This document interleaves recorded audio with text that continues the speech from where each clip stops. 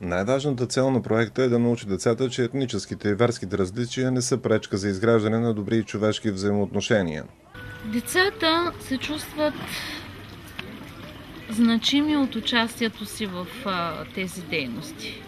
Когато са заедно и правят любимите си неща заедно, усеща се духът на толерантност, добронамереност между децата.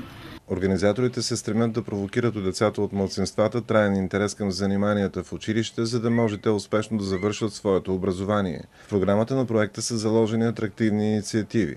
Спортни турнири, посещение на 3D кино във Варна, учебна екскурзия до резервата Сребърна и Силистра, ден на отворените врати в село Христо Ботев, още 2 екскурзии, етноревю и кулинарна изложба "Гардеробът и кухнята на баба".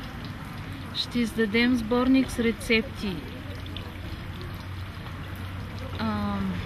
бал с маски, развлекателно състезание "Бързи смели с ръчни с мама и тати".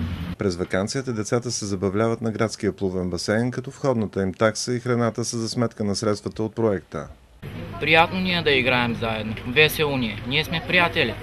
Има ли разлика между вас? Не, никаква разлика. Не е важно цвета на кожата или расата. Не е важен етноса. Забавляваме се, играем. Харесва ми да се. Проектът "Бъди приятел" приключва в края на годината.